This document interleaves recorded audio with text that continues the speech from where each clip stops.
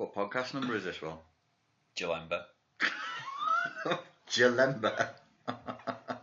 You don't know what number podcast anything is, do you? No. No. And I should have checked before I arrived. Do you feel bad now? That's slightly unprofessional. It's not the first time I've heard that today as well. Have you already been told off for being unprofessional today? Yeah. Shit. I can hardly believe that, Will. Stretches the limits of my imagination. I think it's either 11 or 12. I think it's 12. Okay. Well, I'm pretty sure it's 12. Welcome to the podcast. It's the 13th of March 2018. A lot has happened since we began these things, hasn't it, Will? It has. Yeah, many things have moved on in the world and things and stuff. So what are we talking about today, Will? Well, I noticed today I was reading The Guardian. I like The Guardian. I'm not embarrassed about it. It's not a guilty pleasure. I don't feel guilty. I love The Guardian. Yeah. Which way does The Guardian lean politically, would you say? Very left. I'm a champagne socialist. All the way left. Champagne socialism to death. I love it. You care about poor people as long as you don't have to mingle with them. I don't want to smell them. I don't want their scent to get on me. The scent of cigarettes, alcoholism and despair. And swearing and poor. You don't know who Jamie Carragher is, will you? I do know, yes. He was a Liverpool player, right? He was, yeah. Yeah, see? I'm there with the knowledge. Yeah. Go on. See what he did? Spat on someone. Acted like a scally. Where's he from? Bootle. Well. I wish you could, I wish there was volume for the face you're making. Well. Hashtag just saying. Now listen, in fairness, in case the two Scousers who are listening to this kick off and are like, hey, you fucking, and threaten to shoot or headbutt or both us. But it's implicit for Scousers. Absolutely, of course they're going to shoot and headbutt both of us because they are Scousers. Now, before we get too fucking cocky, it's not like we're from some really nice area. I mean, Bebington is nice in comparison to Bootle. Somebody's going to message me like, I'm from Bootle, and I'll go, yeah, it's fucking gross. But say New Ferry or Rock Ferry or the North End. The other day I threw my iPhone in the toilet and I had to get it replaced, and I ended up spending 2 hours in Birkenhead. Oh. And obviously Birkenhead now compared to Liverpool is a fucking dump, isn't it? I mean, we're way worse as a city than Liverpool are. Oh yeah, I imagine it's what I read about when I was at uni, when people used to say that we used to build a highway in America, and then a little town would die. I think Liverpool's got so nice since we got all the European capital of culture money, but no one would ever go into Birkenhead anymore. There's no shops there either. Most of the shops are closed down. But because I had to piss around walking between, I made a mistake. I bought a refurbished phone. Don't do it. Just get a fucking new phone. Get a contract. Get a contract and get security on your phone. And then I was like, well, I'm going to go and travel. I don't want to be around with some dodgy refurb phone. So I go back, and the whole thing took 2 hours. Where we are from, Birkenhead, is properly rough. Yeah. It's bad. And it's not even... Liverpool's kind of gangstery. I don't know whether we have that many gangsters. Yeah, I've never really seen that side of it. I mean, you worked on the doors. I think that's why you saw the side of it. But it's not out in your face, is it? Do you think? Well, I was discussing that today with your man who was going to come on the podcast. My mate was going to come on the podcast. He's a former soldier, and he's been doing private military contracts since he left the army. And we were going to get him on the podcast to talk about PTSD, but he said, I don't really want to talk about it because it freaks me out. So I went round to his house and I gave him a little interview before. Okay. I got some stories from him. For somebody who said he doesn't want to talk about it, he told me a lot of stories which we'll get into in a bit. But Birkenhead, properly rough. Liverpool, you don't hear about it as much as you could because they do a good job of controlling it. But the gun violence that we have now, he says, even though Scousers don't consider us part of Liverpool. No, they consider us dirt. Yeah, we are dirt. We're just plastic Scousers. There is a ridiculous level of gun crime, which will surprise Americans because they'll be like, surely there's no guns in I know. I mean, a couple of the lads in work do say that it's got to a point now where at least once a year they can't drive down a road. Well, we had an armed curfew in Toxteth over Christmas. Did we? Yep, they were armed. See, I shall have to read about this. Yeah, it doesn't get out. So like nobody knew about it. But I don't know how I heard about it. But there was actually armed guards walking the street. I'm pretty sure it was Toxteth.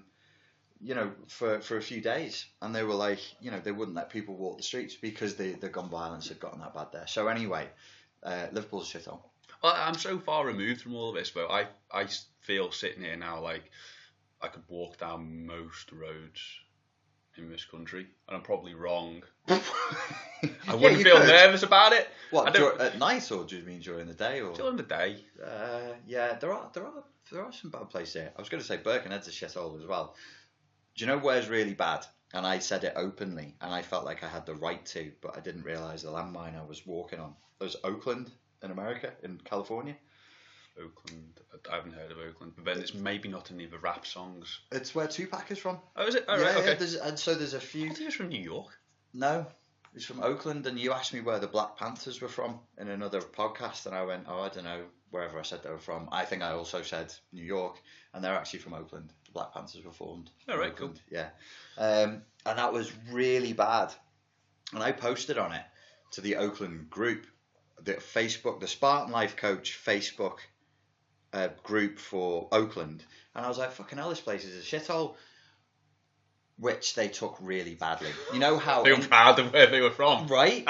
Right? So English people would just say, well, where I'm from is a fucking shithole. No, they try and outdo you. They go, no, it's this much of a shithole. This is how much of a shithole Yeah, so we go, the north end of Birkenhead is fucking disgusting. And somebody from Blackpool go, you've got no fucking idea. You should go, you know. Yeah. And Americans don't do that. And I forgot there was like this racial element.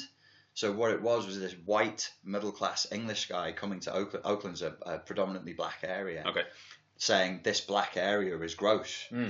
And people got really upset, and I was like, oh shit, there's all kinds of different implications. So for us, particularly I think being from the northwest, when you say a place is bad, the implication is your local council needs to fucking sort it out. Yeah. Over there, it was more like, this place is a shithole because all you people who live here are scumbags, which is not a natural implication for us. No. But as we've said elsewhere on the podcast, it's a much more racially divided country, and it was like a white guy saying a black area was gross. And some of them came to the seminar and they're like, what did you say that for? And I was like, it is horrible here. Yeah. And they're like, you can't fucking say that. Yes, I fucking can. I'm in the Hilton. I've booked a conference in the Hilton. I've booked conferences in Hiltons all across America, including Detroit. And this is the only Hilton with armed guards. They have fucking armed guards in the lobby of the Hilton in Oakland. Have I told you my Detroit story? What's your Detroit story? So we went on a trek across the Canadian border when I was 19. We went from New York to, Jesus Christ, where did my cousin and your sister live for many years? Seattle. And then we went down the coast to California, to LA. Mm-hmm. And the guy told us on our trek we weren't actually stopping in Detroit, but the last trek he'd done had stopped in Detroit. And when he got there, he was telling the story. So he got two Scandinavian lads with him. They're both in the army. He said they were massive guys. You know, they'd done these huge treks and stuff. Anyway, so we get to Detroit. We get to the hostel. Guy in the hostel says, if you walk out and go right, beautiful, fine, feel really relaxed. You know, food, beer, whatever. You won't have any issues. You go left, you'll get mugged. And these two Scandinavian guys were in the army. Thought, that's bullshit. We'll go left. We went left and we've got mugged. Yeah, no, they don't fuck around there. There's a level of trouble there that's different. And the thing with Oakland wasn't like, I wasn't sort of saying, oh, there's loads of gangs of youths hanging around with their hoods up waiting to stab me. It was that it looked like, it's like a little city, a proper city with an American city centre, like a mini New York. There's a little square in the middle that kind of is like a mini version of Times Square. High rises. Yeah, high rises, but not that high, you know, but it looks American. European-ish? No, looks 100% American. Everything is square. Square and oblong and concrete. Grey. And grey. And it looks like into that environment they've released an asylum full of lunatics. And it's just homeless people have set up camps and they're just shuffling around talking to themselves. The last thing I saw before I got in the Lyft or Uber to leave Oakland and go to the airport was this gentleman happened to be white. He happened to be Caucasian, may I say. of pale skin, and he started ranting at me, and then turned around and showed me his arse. And they're just lovely. I was delicious. I said thank you. What a wonderful way. Goodbye, Oakland. Goodbye. Fuck you, asshole. Yeah, no, it was wild. Really, really fucking wild. I think the thing is with America, though, if you were homeless in America, you'd try and get to Florida or somewhere on the south of America, California, because it's warm. You can sleep outside. Well, it is. Well, it's warmish. I mean, it's Northern California, so it's still warmer. Okay. And they have something called refuge cities there, where they're more open to homeless people being there. I don't really understand how that works. My outrage was I crossed the bridge from San Francisco, got to Oakland, and it was just like it punches you in both eyes. Like, it's really bad. It's savagely bad for a city centre. And I was like, this is an outrage. California is one of, effectively, even though it's a state, it ranks as one of the top 20 wealthiest countries in its own right in the world. Yeah. How can this happen here? Across, the bridge from San Francisco, where real estate prices are some of the highest in the world. They compete with Tokyo for price. There's so much money here. How can you let this happen? And surely it is a case of it being a black problem. They just go, well, it's a black area. I looked it up on Wikipedia. The councillors, the mayor are black. Yeah. And I think they've just gone, well, fuck it. That's dreadful. And do you know what Oakland used to be? It was a little Birkenhead. It used to have a bit of car industry, like Detroit, which died. And it was also a shipping industry. That's just awful, isn't it? Big shipping industry that died the same way Birkenhead did. And Birkenhead also is fucked. And people have no teeth. Yeah, we have definitely have no teeth. And they take drugs. I was talking to a couple of family members, friends in California, and even they were saying we've got this weird, I don't know what word I'm looking for, like a juxtaposition maybe, where they're, for everyone we're America, but if you're American and you live in America, it's so individualistic, it's fuck everyone. Yes, absolutely, yeah, and a good use of the word juxtaposition, William. I'm very impressed. No, it's very much like that. Yeah. I think it's yay America when we're facing outward. Yeah. But internally it's fuck you buddy. It's every man for himself, dog eat dog. So individualistic. Yeah. It's a schizophrenic place. Scary. Anyway, we've bashed our own town, we've bashed Liverpool, we've bashed Oakland, we've bashed America. I noticed today, which I didn't notice in the build, I was watching an old media clip before Mayweather and McGregor fought. Did you know that? When McGregor shouts at Mayweather and says, "Dance for me, boy." Did you know that had racial connotations? I thought that was a cowboy and western film thing. I did, because I have a more nuanced understanding of American culture. True. I thought that was generally a John Wayne thing when he used to shoot at the feet. Dance for me, boy. Yeah. No, it is a bad idea in America if you are white and the other person is black. To use the term boy is a throwback to slavery. But McGregor obviously didn't know that either. I didn't realise he got absolutely smashed for it, didn't he? Yeah, he did. Well, he did. That wasn't the only thing he said that was racially dubious that he got smashed for. He started talking about how he had a big cock and he liked fucking black women, which was really... He just doubled down. Did he? They said to him, "You're being racist," and he doubled down and was like, "Oh no, I'm not racist. I'll fuck anyone, me." My penis is an equal opportunity employer. Thank you, Connor. Thank you, you charming Dublin gentleman. I got stuck where he's from. I was looking for a post office. God, where is he from? Is it something? Crumlin. Is it called Crumlin? I don't know. Something like that. I'm making it up. No. I think you're close. I mean, I got stuck down there looking for this bloody depot. It's rough. Where he's from is rough. But boy is has its connotations back to slavery. But Connor also used this age-old, rather embarrassing thing that some Irish people do, where they equate themselves to black people. And they'll say, well, we had the same experience as black people did historically, so we have a right to it. And they'll cite the old signs on the parks and in the bars that would say, no Jews, no blacks, no Irish, no dogs. And they'll go, we're all the same. And also, we were slaves before you were, which goes back to the whole thing of saying, well, blacks were slaves in a different way than we were slaves. Yeah. Like, we weren't, very few Irish people were slaves for life. You served a sentence of slavery. for a crime, and then you'd be released for it.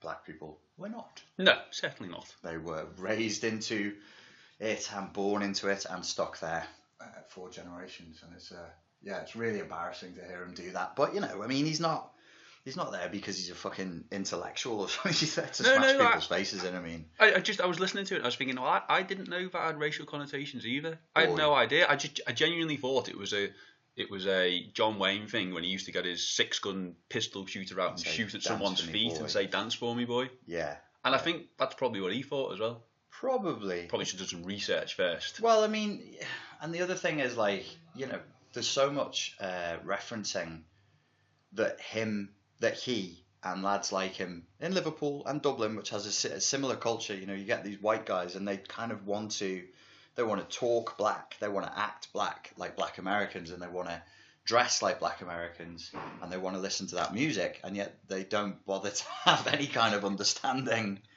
They've got a totally fucking tone deaf.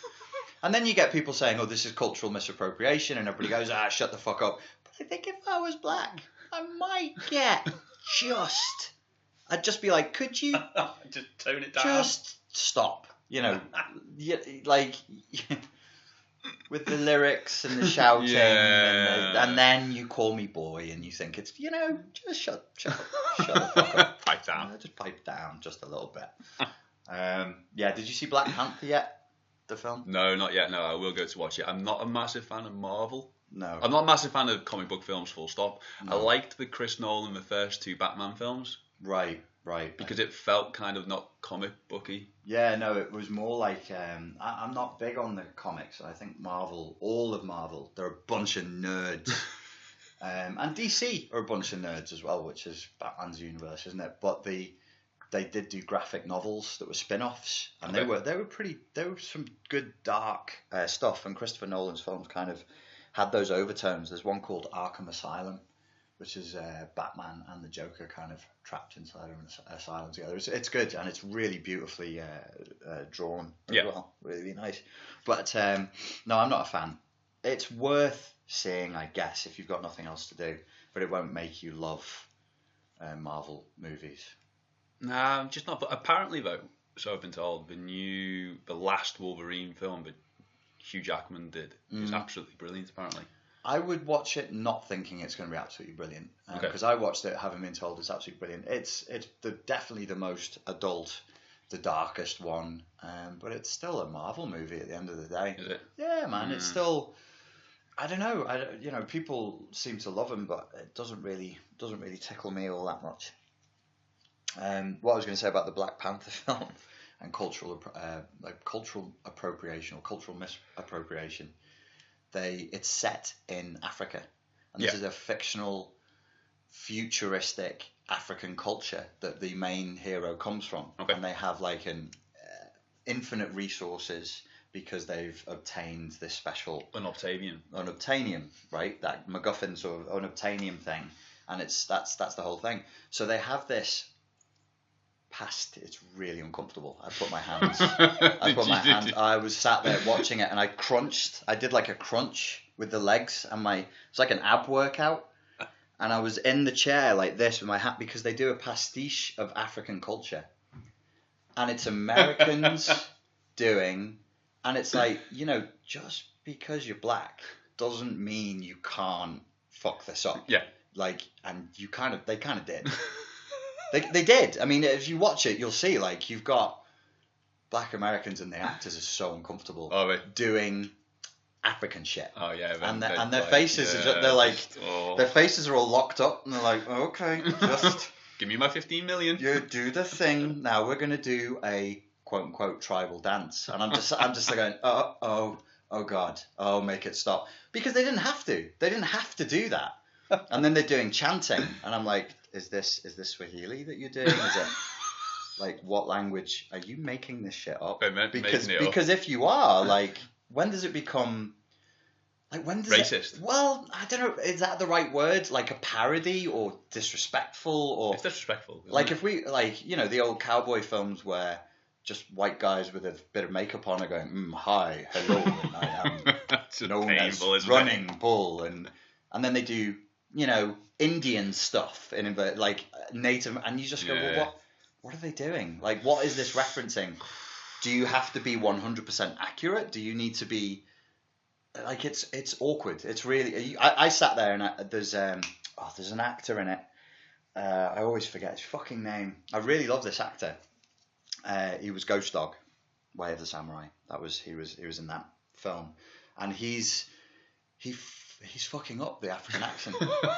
He seems to think an African accent is all about rolling your R's as much as you can, and I'm like, is that Kazakhstani? What are you? Yeah, it was real fucking. It was that was hard, but as a Marvel movie, it's fine. It's fine. It has a beginning, a middle, and end. It has good guys, bad guys, and fun magical suits and armor and fight scenes and shit. But yeah, it was a bit. And there's loads of magical things happening. Yeah, there's loads of magical stuff. I don't really know who the bad guy was. I don't understand his motivation, but I never do. I mean, I'm always sat there going, "Who's doing this and why?" Oh, they have a token white man in it. Oh, Token. It's Martin Freeman. His little pink face. He's just shoved into that film. At one point, he tries to speak. And there's different tribes, there's different African tribes, and they have different spirit animals. So you have the panther tribe and the, rhinoceros tribe, and then the gorilla tribe. And they go to ask the gorilla tribe for help. Martin Freeman, little pink face, little Englishman, he opens his mouth to speak and he has an opinion. Yeah. And they shout him down by making gorilla noises and going, ooh, ooh, ooh, ooh, ooh, ooh, ooh. And then the chief of the gorillas goes, "You may not speak here." And it's like, you may not speak here because you're white. And I'm sat there watching this going, "Ooh, this is edgy as shit, man." At one point, somebody turns around to me and goes, "Silence, colonizer." I was like, "Ooh, damn, we're on the edge." But they never really, well, Slavoj Žižek actually wrote a really, really good analysis of it, sort of saying it's pure ideology. The whole thing is, you never really, it kind of references the Black Panthers at one point, it references colonization, it references this, but it never really it doesn't feel like it has a philosophical center, it doesn't feel like it has a point, and because it doesn't, it feels racist. There you go. I got it out of my system. Well, Thank you. Thank you for listening. Black Panthers racist. Black Americans were racist against African Americans. I remember meeting you in a... Jesus, help me. Let me drink this coffee. Come. Did you bring any cocaine? I'm sure that would level me up. Slow you down. Mm-hmm. And some speed. Yeah. I remember meeting you in a bar, or I can't remember. Actually, it might have been a curry house. I met you after you'd watched Kill Bill. Oh yeah. Was it as uncomfortable as that? When you needed to leave? Was I uncomfortable after Kill Bill? What was my thing with Kill Bill? When we locked her in the oh god, what'd you get? Coffin.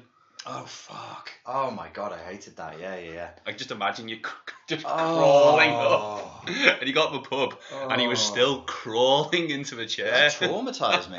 It's actually watching it back, because you know how it ends, and like, I'm sure everybody's seen it, so there's no spoiler. You know that she gets out. It's not that bad. But when I saw it for the first time and I didn't know what was going to happen, I freaked the fuck out. The same way that Quentin Tarantino freaked me the fuck out with Reservoir Dogs. It's the only time, like Reservoir Dogs, the torture scene. Which bit? Where he cuts the cop's ear off. Oh shit! Yeah. Sorry. I haven't seen it for so long. He dances around Steelers wheel, stuck in the middle of you. That's horrible, isn't it? Yeah, but the first time I saw it and I didn't know where it was going to go, I like had my hand on the armrest. I was like ready to just walk out. Because I can't, not because like I thought it was a bad film. I can't deal with what this is. But yeah, sorry. What were you saying? Oh, Kill Bill. Yeah, no, it was as awkward as that. It's been a while since I've had to. I planted both my hands over my face and I shoved my own head back into the rest, and I looked through the webbing of my hands. And I'll tell you the scene. When people see this, they'll know it. In order to fight for your right to be king, you must engage in battle. And they stand around in a river and fight in a river, in an African river. And then there's a wall of people that goes up the side of the cliff. Fuck knows how they got there. Yeah. Brightly dressed in African robes. Quote. And they when they go to fight, everybody does the stance. I'm jerking my shoulders. And they go, "Owa, uwe. Owa, uwe. Oahui. And I'm going, oh God, please, just, whose idea was that? Like, slap them. No. You come to the director with an idea like that, you just right hook them in the jaw and say, no, we're not doing Oahui, and we're not doing the fucking shoulder jig. You're going to make us all look like cunts. Stop it. Anyway, okay, I've really got that out now. Because the thing I always really hate about when you watch a film, you know, when you try and see, it really annoys me that what they'll do is they'll make actors who only speak English speak German, French, whatever, in that accent. So it's like, do we honestly believe that these people are sat around speaking to each other in English with German accents? Just let them speak correctly. Just let them speak in English with an English accent. Yeah. You walk in and go, good morning, mother. Good morning, mother. Yeah, exactly. So, today we have elected to speak in strangely accented English, ja? Ja, meine Liebling, das ist korrekt. And everybody's a bit camp with it, like, so we are German. Oh. Yeah. Surely it's just implicit that they're speaking German. You just go, they're Germans, they're speaking German. They're German. There was a film that did that. No, I was going to say Valkyrie with Tom Cruise did it, but now I'm not sure they didn't do a little German accent. No, they did English. I thought that was the one thing that I thought, that's correct. We just all spoke in English with English accents. Did they? Good. Yeah, because you could just go, look, they're English, they're all officers, so they're fucking private school educated, so they've got it like a cut glass, received pronunciation English, and we can all understand these are speaking, they're speaking German. Well-educated German chaps who, yeah. No, on that point, I'm playing a video game recently called Wolfenstein, number 2, and it's written by Swedes. Okay.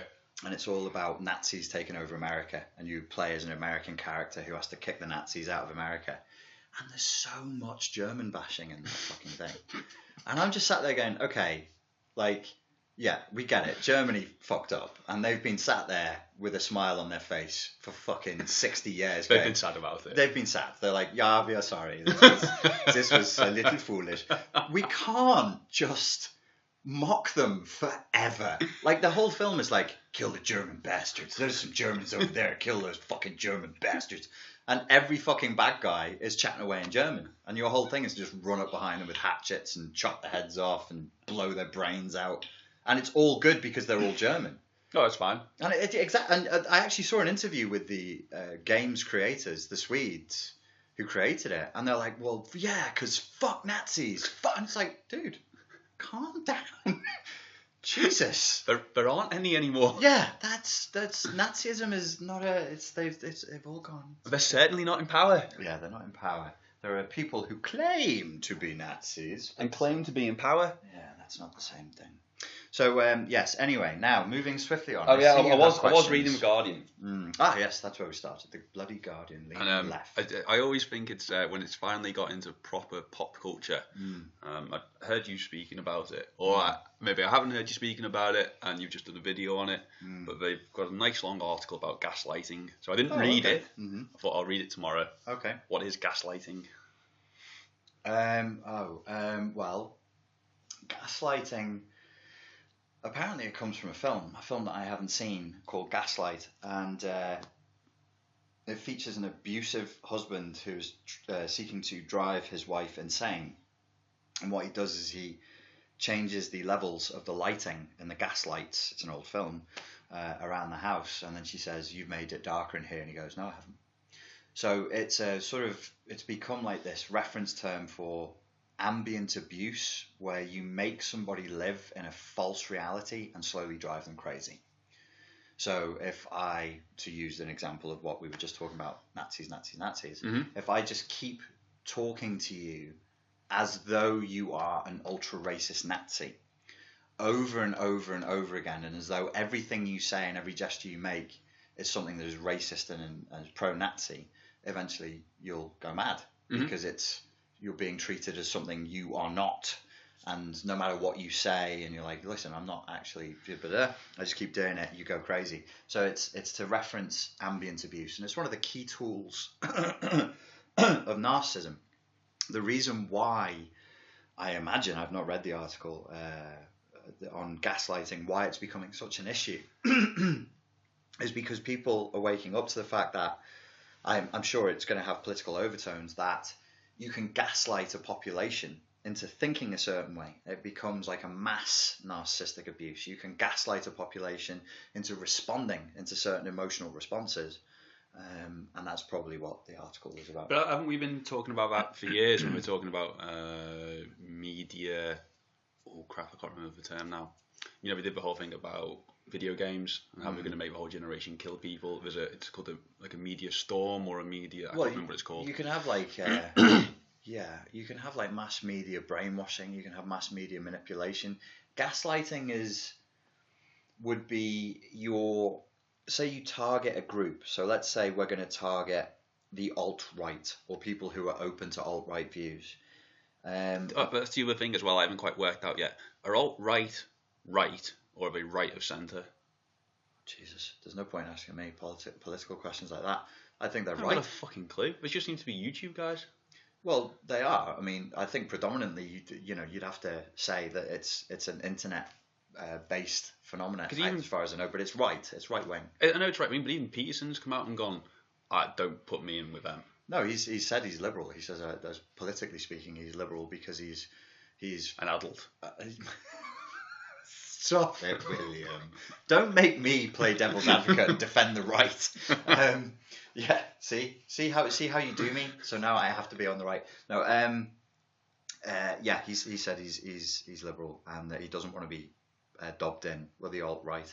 It's kind of the more. I guess it's younger, it's more reaction seeking, it's more trollish, it's more extreme, it's more provocative. But they also make good points and have something to say, and they also have that side of the argument that is worth listening to. Okay, so what are your clients looking for then, if they're getting gaslit, or what is someone looking for, or do they know? What are they looking for? Well, if they're getting gaslit, then they would be slowly going crazy through ambient abuse. They'd lose their sense of reality. They'd lose their sense of self.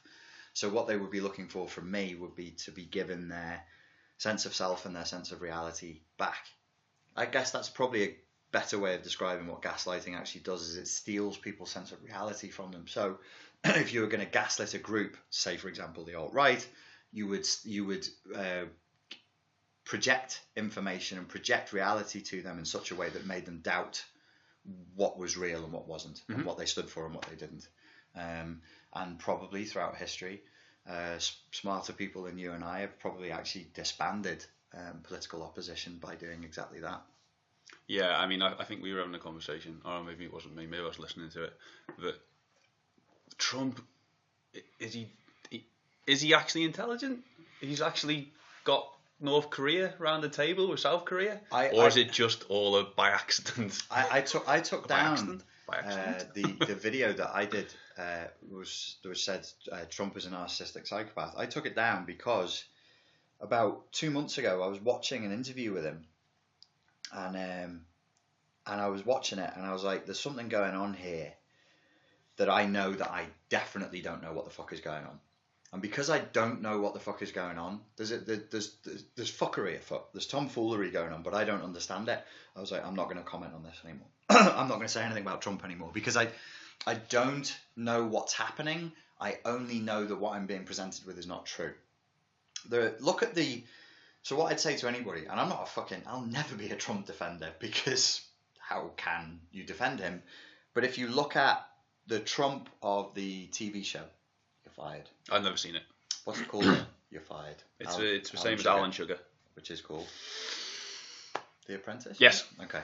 So if you watch that Trump, self-aware, self-effacing, capable of making jokes about himself, frequently jokes about how shit his own hair is, looks reasonably sane and balanced, versus the Trump we have now, the guy either has a degenerative fucking brain disorder or a parasite, or he is being told what to say.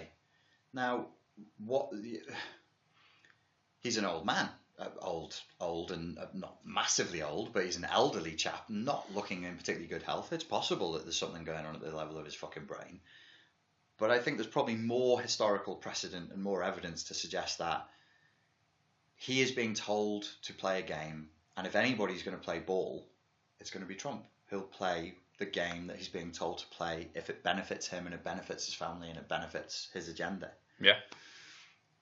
And so what I would say is there is no fucking way that the tweets that we're reading from Trump are from the same guy who you see in The Apprentice. They're just not.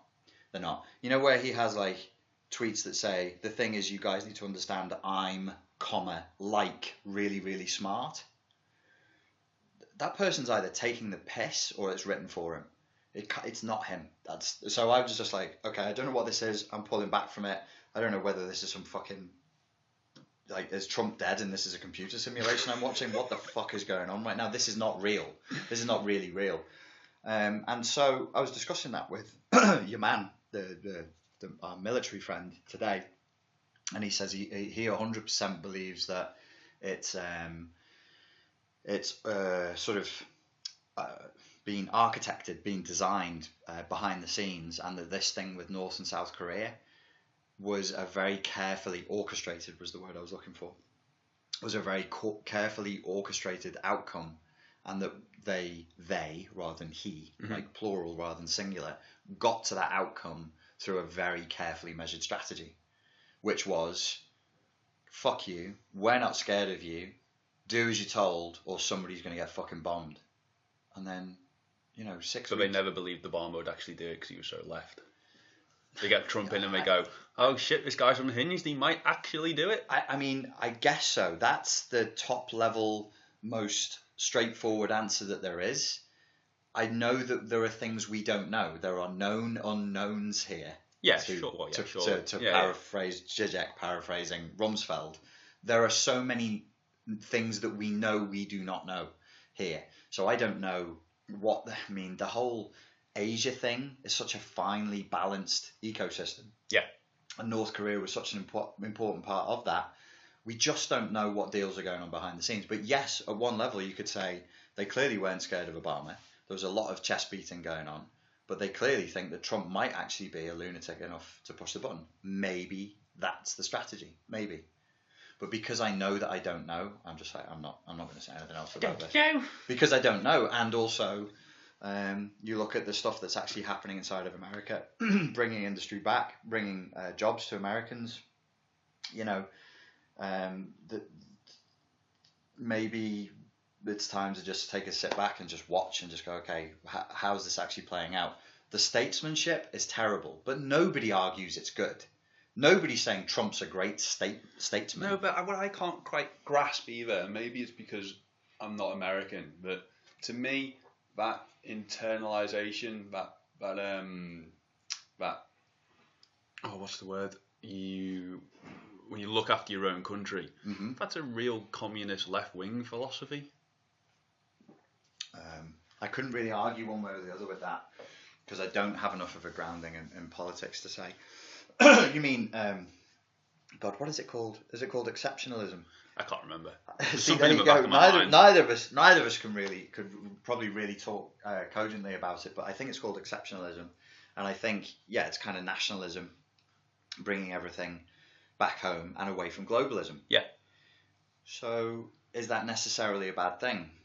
Well, I mean, Corbyn's always argued that it's that Europe is bad for nation states like England, Germany, France, because we have to let go of industry, which takes away jobs from our local economies, which doesn't take away jobs from middle class people and upper class people. It takes away jobs from working class people. So that's why his argument has always been against Europe. But he won't. He argues from a Marxist point of view. Yeah, but he's never said it since he's been in power. Right. Or not. He's not in power, but since he's been the leader of the Labour Party. Yeah, there's a lot of things that the man clearly isn't saying. Yeah. That he believes one way or the other, and he's just decided to clam up about. I mean, I can't say. I don't see. So if you take what I can say is psychology and philosophy. So if you take a psychological and philosophical point of view, at the individual level, yes, you should be looking to clean yourself up and look after your own house before you start looking after anybody else. Absolutely. And does that, maybe it would be a logical fallacy to say, well, what's a good policy for an individual is not necessarily a good policy for a nation. but I tend to think along the philosophical lines that what works at the microcosmic level will work at the macrocosmic, and as above, so below, as within, so without. So being responsible, cleaning up your own house. There's a heroin epidemic that is crippling America at the moment that is directly correlated with a lack of jobs at the blue collar level. And so if he can do something to fix that, that would be what I would consider to be responsible behaviour. And I can see a lot of problems with globalism. I know that ultimately, in our sci-fi future, globalism is where we're headed. But where we're stood right now, we might have been rushing a little too headlong into globalism. I know, but if you look, if you go back 50 years, we're telling us now there's less jobs than there's ever been. Mm-hmm. Okay, because of automation. Mm-hmm. But there's 50% more of the population in work. Mm-hmm. And 50 years ago, there's a huge, what is that? much what bigger. What do you mean 50% more of the population in work than 50 years ago? So you would on average say that of the.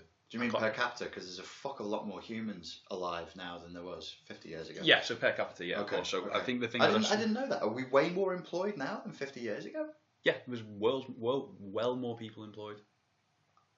If you I just look at people as people, not gender, race, whatever. Yeah, no, I didn't know that. I had no fucking idea we were so significantly more employment now. So how can we be more employed now when there's more automation? I don't know. I've never heard that before. 50 years ago there was less automation, so you'd expect there to be more people in work, but there was generally one person in each household working. Is that true? Yeah. So. Oh, I didn't know that. So we were all earning less money as well, but obviously that's yeah. fixed with inflation, obviously. So I can't grasp it. You can't grasp why automation has led to more employment. I'd have to. So we're just being lied to, or is there more? It baffles me. I'd need to see the stats on that. I didn't know that we were more employed now. It surprises me to hear that we're more employed. So now. the thing I saw was there was a percentage of people in college, school, university. Mm-hmm. There's an age group that can be in work, and then you have an age group of retirees. You add on to that disabled people, whatever reasons you can't work, and then you look at that population of that percentage of a population in that age group that can work. Of that percentage of that population, there was only 50% of that population working. Right. Because there would always be one. Now, if you look at that now, it's more like 80% or 90% of that age group of the percentage that are working. Okay, yeah, that does make sense. Yeah, because people stay in work longer now, and you will have, compared to 50 years ago, the man and the woman in the household would work. Yeah. People probably would get in work and stay in work longer. We probably have generally way less leisure time now. Yeah. Are we being lied to? Yeah, it's highly likely. It's highly likely. Like if we're constantly being told things are great, things are great, things are great. We've never been wealthier. We've never been more secure. Also, you fucking stupid slaves. You've never worked harder than you are working right now. And that's why you're all fat and stressed and depressed. Yeah. And addicted to watching 7 hours of TV every day. Yeah. 7 days a week. Jesus Christ, God help you all. Your pituitary gland is just going to freeze up and you'll never be able to have a conscious thought ever again. I see that. Yeah. I'd never thought about it, but I see it. Yes, we probably are far more employed now than ever before. So the idea that automation is stealing jobs, yes, it's probably bullshit. It doesn't make any sense, does it? I'd never thought about it until actually, I don't think it was an article. I think it was just a tweet. It's probably more a case of just rampant brainwashing. Consumer capitalism is completely out of hand, and people just being told you must work, you must work, you must work, so you can consume more and buy more twiddlies. Whereas 50 years ago, we would have been happy with a lump of coal and a spinning top to stay warm. Yes. What shall I play with, mother? Play with your favourite pebble, my child. Go outside in the street with the other urchins to chase after the horse and carriage. Yeah, there was just less stuff. People just had less stuff. And there was less capacity for stuff, which, I watched The Darkest Hour recently, the new Winston Churchill film with Gary Oldman. It's better than the other one. Yeah, it is good. Did you see it? Yeah, I enjoyed it. Yeah, I got more of a sense of the time in that one, more of a sense of how people were living, and I think when you have less stuff and there's less consumerism, like I mentioned about Bosnia when I went to Bosnia, there's just less stuff. Yeah. People are kind of naturally more socialist because there isn't the individualized, this is me, this is my stuff, this is my ego, this is my story, this is my Instagram, this is my Facebook. It's just kind of us. Yeah. And there's less pretense. You can't pretend to be something you're not because you only got 2 sets of clothes to go to work with every day of the week. Do you know what I mean? Like Monday, Tuesday, Wednesday, you can't wear different clothes every day because you don't have that many fucking clothes. Yeah.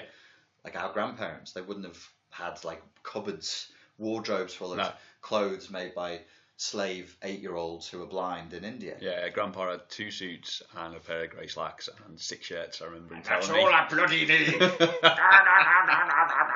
And a packet of cigarettes. He'd only use his suits attitude when he had to speak to other consultants or be, it wouldn't have been an MD then, would it? It should have been an owner. Well, and the rest of the time it would be grey slacks and a shirt. The thing that... I remember him saying that to me when I started work.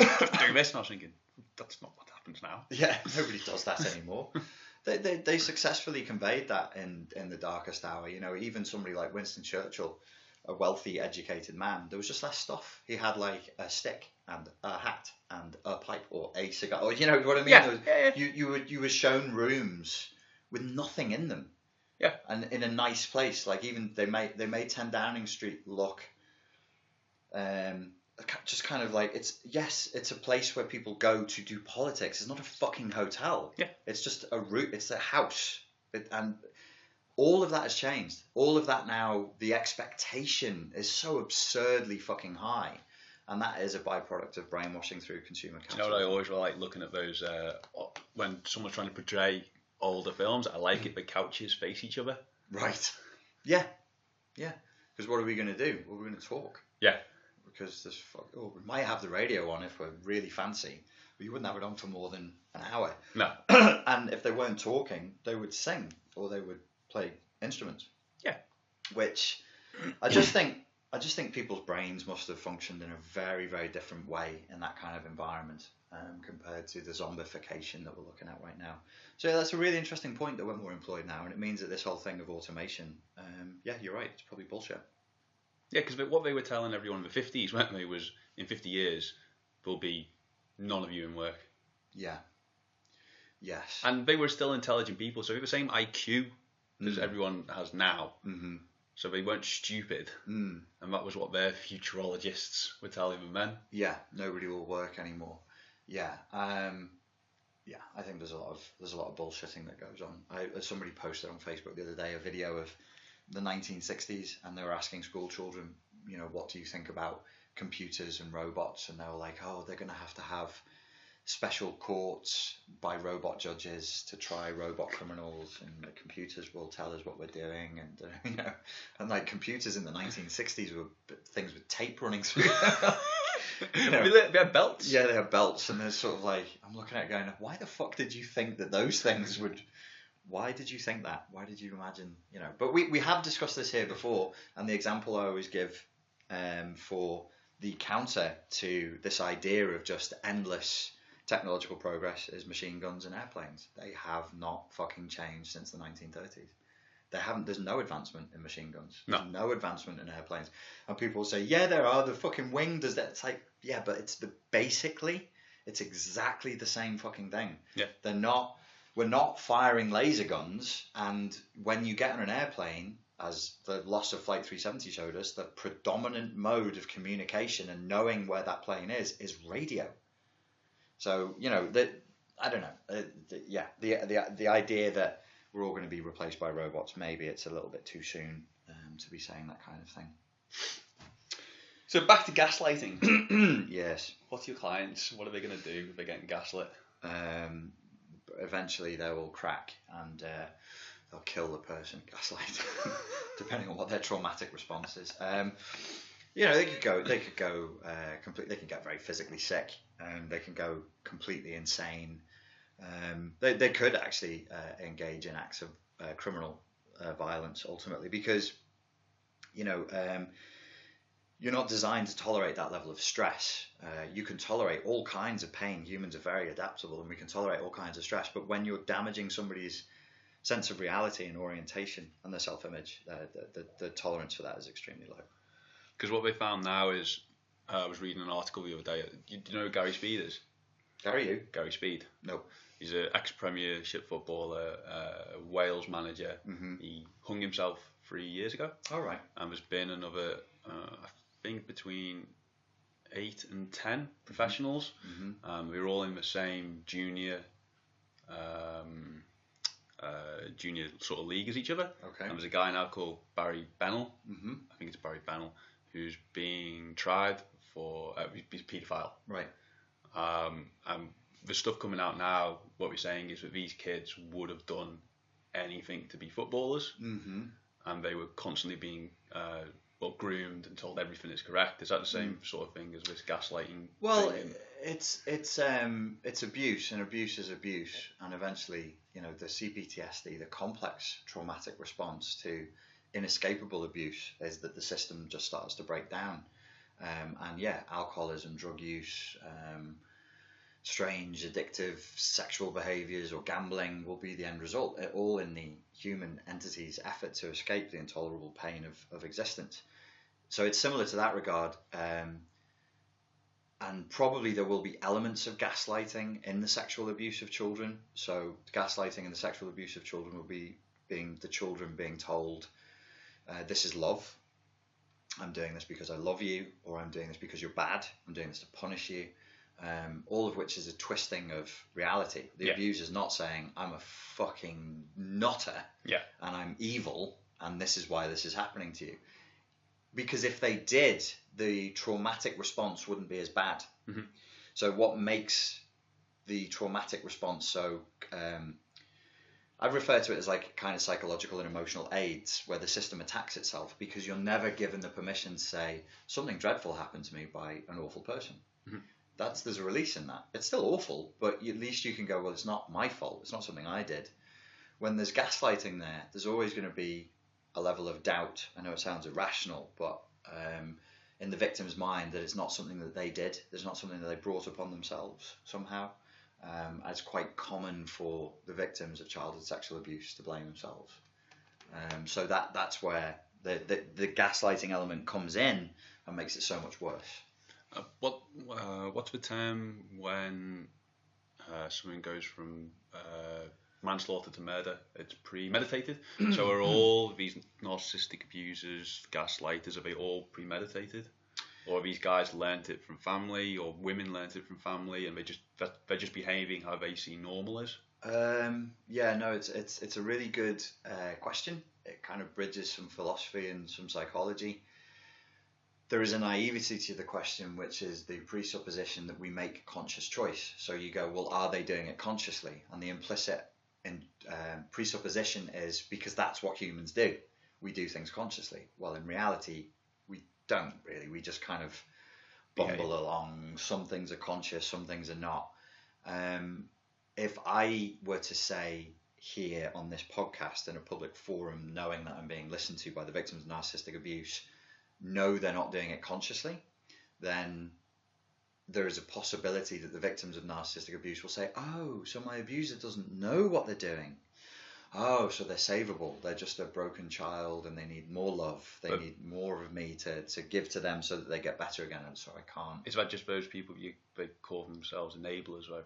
Enablers or codependents is what we would call ourselves. As, we the codependent form types who seek tyrannical, abusive people to connect with. That's a very codependent response. But the truth is that the ego, like in a psychoanalytic. But either way, it's still shit for you. Okay, so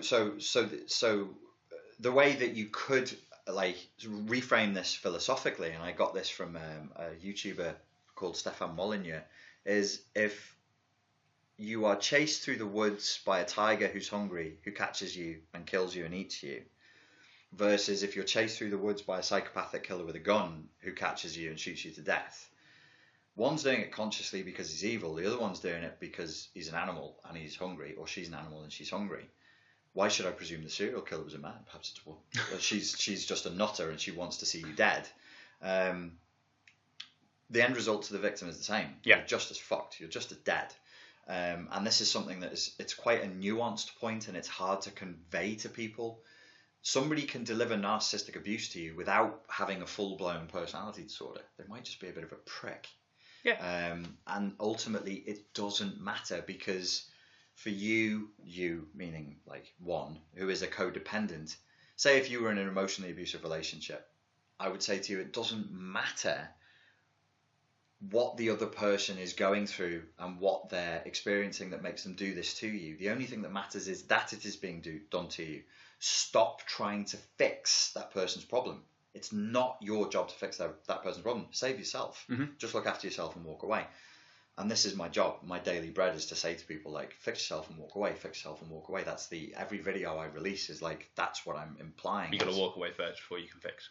And you do. You need to break contact with them before you can fix, because they're constantly shooting a drug into you that is giving you more AIDS. It's giving you more of this virus that corrupts your sense of self. Because every time they think they fix them, they feel good about themselves. The codependent will get so there's narcissistic supply, which is where the narcissist dominates the victim and feels good. Oh, I'd love to see like a brain scan to see if they do get a dopamine hit from it. Oh, they definitely will. They definitely will. They reckon? Yeah, 100%. And they also go into narcissistic depletion, and I'm sure if you compared their brain scans in depletion to somebody who's depressed or extremely anxious, you get exactly the same thing. There's also something called made up by my mate Mandik. Do you know Mandik? Yeah. Yeah. So he came to some of my talks in London, and he said, "Oh, you should consider there's something called codependent supply." And I'm like, "What would that be then?" He says it's the high that the person who wants to be in a relationship with somebody who's narcissistic abusive gets when they feel like they're fixing them, when they feel like they're making things better. They also get a hit. Or we also get a hit. But people have said that in like Friends, haven't they, for ages? I just want to change him or fix him all the time. And this is where, realistically, the whole issue of narcissism and CPTSD, it's not, right now, it's a niche thing in certain areas of psychology, in certain areas of the internet. It's the human condition. The human condition is trauma. The human condition is narcissism. The human condition, to go philosophical, and you want to, maybe I could be so bold as to presume to cite Nietzsche, is power. It's a drive to power. So narcissism, narcissistic elation, narcissistic depletion, codependency, it's a kind of master morality versus a slave morality. It's a drive to power. Every codependent that I've ever met, including myself, has to bear a belief system that is infected with slave morality in a Nietzschean sense. So it's the human condition is just like this. Do you get a dopamine hit when you feel like you've been good? Yeah, it's the... Not that you're saving them or fixing them. You would... When they pat you on your shoulder, you go, oh, I've been good. Well, it's kind of both. So if I think I'm saving them and fixing them, that's me being good. So as the codependent, what I'm trying to relive and fix and heal is my childhood trauma with a tyrannical parent or parents. So we're reenacting, it's called a psychodrama. We're reenacting a psychodrama from childhood, and I'm thinking this time I'll break the matrix. Mm-hmm. This time I'll fix the puzzle. So the dopamine hit is the same dopamine hit you would get from fixing a puzzle. But yes, it's also good boy, pat on the head, there you go. Oh, the tyrant loves me. I won love from the unloving. Which is kind of being. like a competitive streak, isn't it? Yes, you can become competitive with it, absolutely. I mean, and many codependents, like the idea that an enabler, a codependent, some people don't like it because they think it makes them sound weak. Well, to be a career codependent, actually you need to be tough as fuck. And most, if not all, career codependents and people who carry CPTSD are extremely tough because they have this hugely high tolerance for pain and for suffering. They just sit in pain. They just sit in hell and go, yeah, it's quite cool in here. And they just retrain their brains. I've got a flashback to a Matt Damon film. Which one? Sorry, when you said that. Good Will Hunting? Yeah, when he's talking about Irish people and Freud. I don't remember that. Yeah, he says that it's bullshit because I googled it. It says that because she's trying to get him to open up about his feelings, and then they both quote Freud saying that Irish people are the one people on the planet that Freud could understand because they were willing to put up with endless amounts of emotional pain and not tell anyone. Right. But it is bullshit. It is bullshit. Yeah. But he did say something about the Irish, I think. Oh, did he? Oh, okay. Yeah. So somebody in Dublin, who's also a psychologist, I met him in a pub. Of course, I did. Where else would you meet somebody in Dublin? Singing. He said, fiddly-diddly. Let me tell you a story about Mr. Freud. He said it was something like, Freud had actually said something like, the Irish are the only race of people who are completely immune to psychoanalysis. Something like that. Yeah. And there was this idea, like, it's not total, but I'm sure it's something to do with the idea of stoicism. Hardiness. Yeah, hardiness, just dealing with it. He obviously hasn't met many Eastern Europeans, has he? No, obviously. He should have, like, if he wants to see stoicism, fuck the Irish. Go to Eastern Europe, Jesus. I actually remember Matt Damon saying something like, I'll put up with anything. Does he say I'm Irish? So am I getting Good Will Hunting mixed up with the film with Jack Nicholson? Fuck, you did. Yes, you did. Yeah, it's The Departed. Yeah. He says, if I'm too weak, if we need to leave, you need to leave, I'm Irish, I'll fucking put up with anything. Yeah. It's The Departed, yeah. Yeah, and she's a psychologist. Yeah, because of course he's not Irish in Good Will Hunting, is he? No, probably Boston. Right, they never say Irish. I don't think it's ever mentioned, but he would be Irish stock, just like you will. Just like me. Filthy diddle. Yeah. Are you on a really good point then? When I nailed you with Matt Damon shite? Yeah, you've totally pattern interrupted me. Well done. It's good hypnosis. It's completely gone. And then I started to think the psychoanalyst in The Departed, not Good Will Hunting, which was Robin Williams. Yeah. The psychoanalyst in The Departed, she actually is Eastern European. Is she? Yeah, lovely looking girl. Polish, I think. Yeah. And he ends up with her or something, doesn't he? Oh, you were saying don't feel bad if you are a codependent because you're not weak. You probably can deal with loads of pain. Yeah, you can.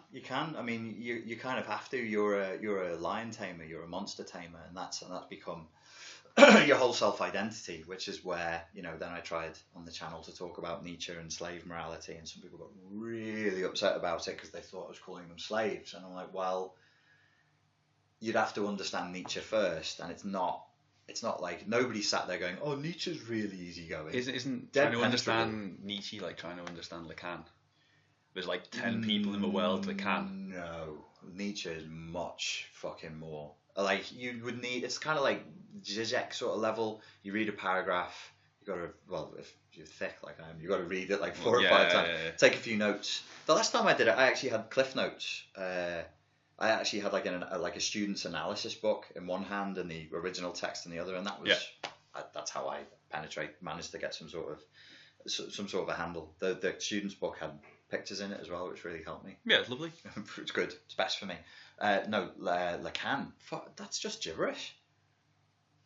I can't get anywhere near it. Fucking total gibberish. I remember trying to read it and them talking about there's not just ego, superego, and there's petit objet A, petit objet. And he keeps talking about jouissance, and I kept thinking, what the fuck is jouissance? And I kept googling jouissance, and there's no literal translation in English for jouissance. Great. So that means the feeling of orgasm. Oh, does it really literally mean that? Yeah. The feeling of orgasm. Yeah, the feeling of release of orgasm. Yeah, that makes sense. That's actually. See, I've always attacked that from a Wilhelm Reich point of view. I didn't realise that's what jouissance was. It's actually a really important concept because we do drive towards release. And we drive towards the emptiness of orgasm. The 3 seconds of blank space you get in your head right after you come. There is, we do try and do that. I think that's what dangerous sports are for. I think that's what drinking is for. Yeah. Like, a lot of stuff is the drive to just huge release of pent up energy. Yeah, see, this is what I never quite get about the whole. I mean, this is a very slim tie up. Go on, do your best. Let's see you dance over it just 5 doesn't laser make beams. any fucking sense to me why everyone, when people are talking about the Arctic Monkeys and all that music, Oasis that came out in like the late 90s, early 2000s about, they're talking about us and how it's so good, we're telling a story about our lives.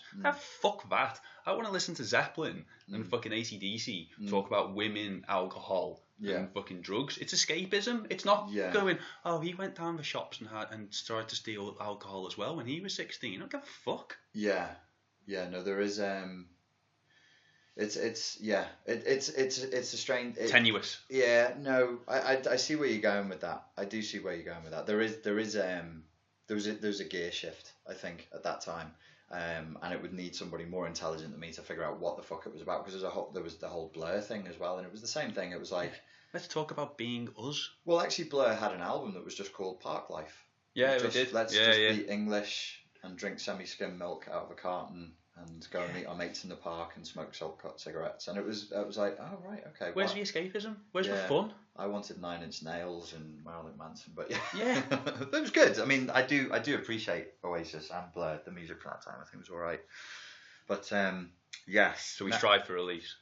We strive, for release, perhaps even to the point of death, perhaps even to the point of total annihilation, transcendence. So as Renaissance, you've explained something to me there that actually is useful. Nietzsche also had an ancient French word. I won't try and do the French accent. Ressentiment, which is not resentment. It's like one stage beyond resentment, where it becomes calcified. So you have. He was talking about Christianity. It was a critique of Christianity and slave morality, where they actually developed a slave morality through being the victims of narcissistic abuse, through being the victims of a tyrannical opposition that treated them as awful, that treated them as scapegoats.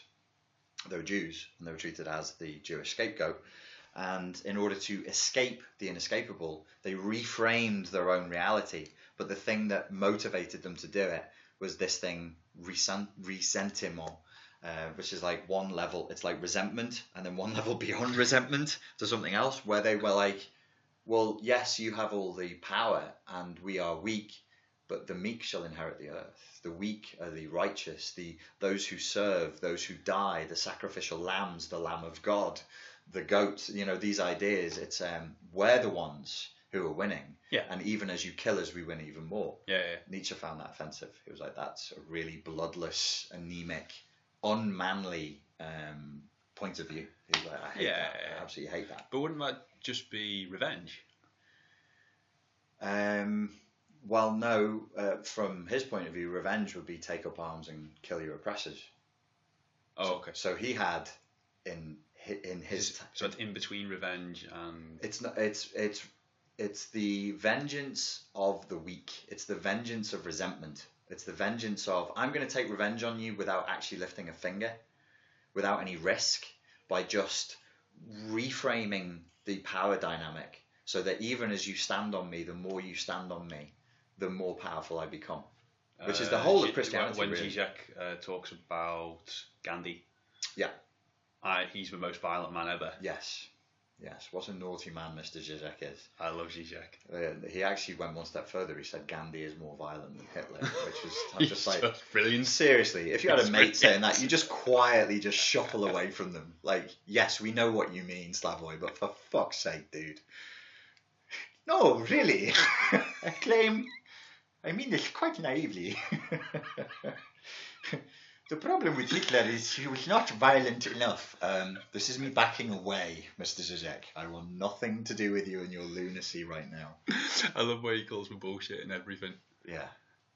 No, he's very good. You've written down on your piece of paper Zizek versus Peterson. Yeah, I have, and I've written down, but I thought we'd do a bit of PTSD first, so you can explain a bit, if your mate didn't mind explaining a bit of what he explained to you. So, I know that PTSD is one of the most endlessly awful things ever, but I still find it very, very interesting. Okay. And I like the way it's been. Oh, I can't say like, can I? That's dreadful. I fucking love a bit of PTSD. It's really entertaining when it's not happening to me. But you know, when it's been framed so differently throughout the ages. You know, after World War One, it's called Flanders Blues. And you go up and it's framed in different lights in different ways. And I've heard one guy interview on the TV, and he hasn't slept since the Falklands. I've heard you tell me about the guy that couldn't sleep. He had to run for so many stupid miles with a backpack on. I've heard my friends who have been in the army explain it. I've seen one guy, it wasn't my friend, it was my flatmate's friend. He was in the fire brigade in the army. Met him before he went away to Afghan in like the first week of university. And then I met him 5 years later. Looked like he'd aged 20 years. And then I've seen people who say I've seen interviews with people and I've met people who've got really bad PTSD but seem to deal with it really well, have normal families, normal lives, and you see other people who are just killed themselves straight away. So is their PTSD worse? Is there a difference in their brain? You know, it's all. It shouldn't be this interesting. I just think it's really interesting. No, it is. It is interesting. How this trauma causes it. I don't think it's distasteful to say that it's an interesting subject. I mean, obviously, it's human suffering, and it's a kind of human suffering that we find, you know, the royal we in psychology, counsellors, people who seek to heal the mind and the emotions. It's a challenge. It's a real challenge. Where to begin? So my mate, we'll call him Paul, though his name is not Paul. And when I was talking to him about it today, he wasn't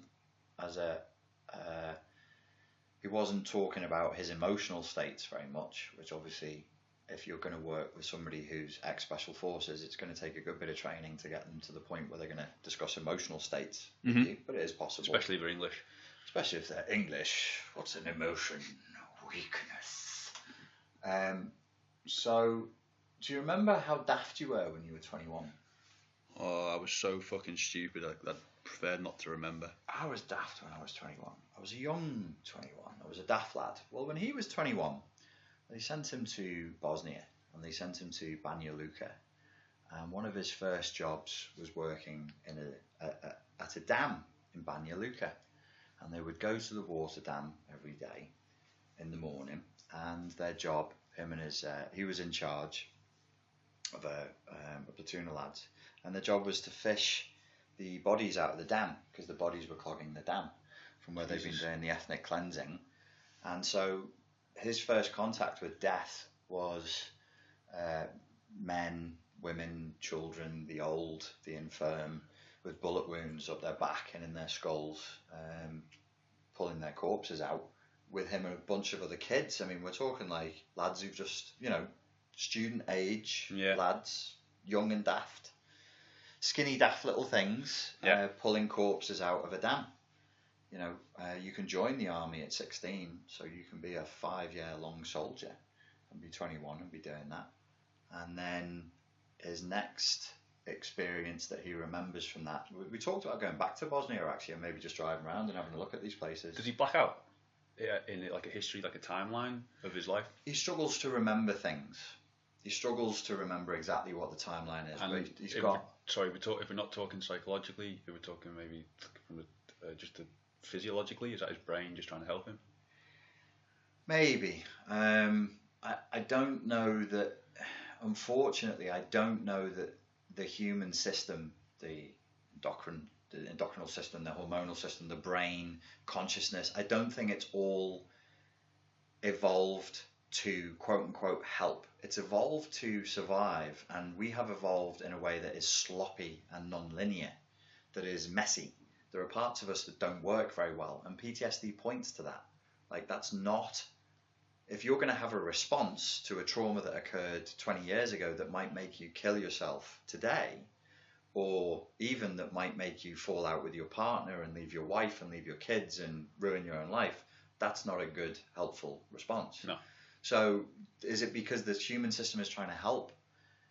The human system is trying to survive in its own messy way, and blocking this stuff out it might help. It might just be shock. It might just be his normal stream of consciousness simply switched off. But what I was going to say is, after fishing these dudes out for a while, he then segues straight into a story of moving to another village, another town. They set up there. The second night there, he's on stag. It's 4 o'clock in the morning. What stag? They're on night watch. Okay. Him and his mate. And a guy just comes out of the bushes. He was sat. He was like half asleep. Guy comes out of the bushes and he says it was like the scene in Pulp Fiction where a guy runs out into the kitchen and fires at them and doesn't hit them once. Yeah. A guy opens up and empties a mag of a Kalashnikov at him from, you know, like reasonably close range and doesn't hit 20 him. meters? Yeah, less. And him and his mate responded, and the guy ran away as they were shooting him, and then they found him in a ditch later the following morning. So he knew he'd killed someone then. That's how he knew he'd killed someone. He said that must be a weird feeling. He said, well, we both emptied the magazine, but he said I definitely had him in my sights, whereas my mate just kind of jerked and just fired, and he said I'm 90% sure it's me, but it wasn't instant. The guy ran off. Mm-hmm. And you might not see anything. You might not know whether you've hit him or not. He's just run away, and then they found him, and he'd. Did you ask him if he felt good that he thought the guy had run off? I didn't need to ask him how he felt. I could physiologically see him become extremely adrenalized and tighten up, and the colour drained from his lips, and it was a very, very uncomfortable memory for him. I'm sure there's naturally there's going to be relief that the whatever the threat is has gone away. Yeah. I think our predominant survival instinct is to make the threat go away, not to kill it. Yeah. First and foremost, run. I can't run because I've got a wall behind me, and I've just had a Kalashnikov emptied at fairly close range at me. And so the guy ran off. I'm sure they were relieved. He then said that the rest of the people who were with them, who'd been sleeping, everybody got up and emptied clips out into the bushes, and they're like, you know, the guy's fucking gone. Everybody wants to fire off around him. And you know, his stories kind of go on from there. But I was very aware of, we're talking about a young man, dealing with levels of stress that there's no fucking way he could be prepared for, and the army does not prepare you for that kind of thing. Mm-hmm. And that's nothing like you would like. How else are you going to prepare for war? Well, I guess from what you see in films. Well, where have you seen a film where the first 45 minutes of the film is somebody trudging around using a fucking stick with a hook on the end of it to get that old lady, that old Muslim woman who's still got the scarf on? She needs hooking. She needs fishing out. Yeah. She's definitely dead. I think so. Oh yeah, flip her over. Yeah, she's gone. Yeah. You know, like every day, just talking about, you know, he turned up at a village and they've got to cut the imam down who's been hung in the village, and they're told to clean it up. Yeah. So there's ethnic cleansing. They're just like, you guys go and clean it up. They're soldiers. They're not like. How do you train people for that? Yes, you will now be bagging up bits of men, women, and children who were slaughtered by, you know. So we don't live in those times. You can't go from the United Kingdom of today or the 1990s, as he would have done, to that and then come back and be okay. No, you can't. Like, the gear change is just too fucking much. So do I know how you would fix that? I don't. I know what can help. But yeah, no, it's shock. The system just becomes shocked. I mean, it's not that you can't survive, and it's not that you can't heal from it. It's not that you can't live a happy life, but it's going to require some fucking work. You asked, why do some people get it worse than others? I suspect childhood trauma will have a lot to do with that. So how resilient, how robust, how emotionally literate you are, these are the things that are going to see you through that kind of trauma. Your ego boundaries, your internal boundaries, your external boundaries, your ability to understand yourself. When we go into shock and terrible things are around us, we can internalize the terrible things as though it's part of us. So, as you know, with my ex, when she was very young, she was fleeing Bosnia. Her earliest memories were of Serbian snipers firing at her and running with her family in between the apartment blocks, which we then went back and stayed in. So she would go back and sleep inside of the apartment block with me, with the family, where she was. There were adults trying to kill her. And she There's a bit of a fuck you to that, though, isn't there? There is a fuck you to that, and there is, and Sarajevans and I'm sure Bosnians in general are proud of their capacity to go, well, fuck you, we're still here. Yeah. I mean, Sarajevo is a fantastic story of fuck you, we're still here. Yeah. The whole siege story and how the people of Sarajevo, whatever ethnicity they were, whether they were Bosnian, Serbian, Croatian, Catholics, whatever they were, who fought back. It's a fantastic story. But great, bravery, fantastic, very bold, well done. But also, hey, fucking children, like how is a child ever going to feel properly safe knowing that one of the outcomes that can occur from political wrangling, because this all started in the Bosnian parliament, Mm-hmm. I think it was Karadzic who went into the parliament and said, you need to not try and be independent from Yugoslavia. You need to not break away from us, otherwise we're going to fucking kill you all. Yeah. And he openly said that in Parliament. Maybe it wasn't Karadzic. It might have been the other fucking lunatic, who was a psychoanalyst. You know that? No. He was Milosevic. Milosevic was a psychotherapist. Yep. Bonkers. Yep. Who was trained in New York. Yeah. He's not some fucking wild Balkan, from the Badlands. Yeah. They've never. No, he's trained in New York. It wasn't. I mean, I think anywhere near the same, but there's a lot of historical figures like Ho Chi Minh, Mm-hmm. and there's a couple of other guys, but have all been trained in New York. Jesus Christ, Libya, Mm-hmm. all Gaddafi's sons went to London School of Economics and to Harvard. And Sandhurst. Yeah. A lot of them went to Sandhurst and they were trained by us, yeah. I mean, to come back to the psychology of it, how will you feel safe? How would, as a child, your family members are being killed and grown men are shooting at you with guns. Why? Because we're Muslim. What does that mean? Well, it's our religion. Well, why do they hate us? Because we're Muslim. Well, what does that mean? Well, they're a different religion. So, well, it's history. None of that is going to fucking process for a child. Because it doesn't make any sense. Well, it doesn't. I mean, and so the child's just going to go, the world is a dreadful place and humans are monsters. Yeah. And anywhere I am at any time, everything could fucking turn upside down and people could just start not just killing each other, but rounding each other up and raping and torturing each other. And, so the PTSD from that is more like, obviously, we usually think of PTSD, the mistake, I say in inverted commas mistake. Obviously, we need to deal with this. But with PTSD, we tend in psychology, as we pretend to be a science and we pretend to be medicine, that it's all about the biological system of the individual, which it is. The hypothalamus is hijacked. Your whole survival system is hijacked, and it's repeating trauma from 20 years ago to try and keep you safe, which is not useful. You don't need that much adrenaline on a daily basis. There's no threat here now. Fine. But there's a philosophical issue, and that needs to be addressed, which is there's a crack in your map of reality, which is at any point, everything could go fucking horribly wrong. And actually overcoming trauma generally and overcoming PTSD in a more singular sense, you actually have to find an unconscious narrative that accommodates that evil and that chaos and that darkness and allows you to put the world back together inside your head at the unconscious mapping level. So that's a broader view of how PTSD can be. So does he say how he deals with PTSD day to day? Just drinks and wanks a lot. He gets really fucking angry. No, I think for a lot of those lads, they just push it down. Trains really hard.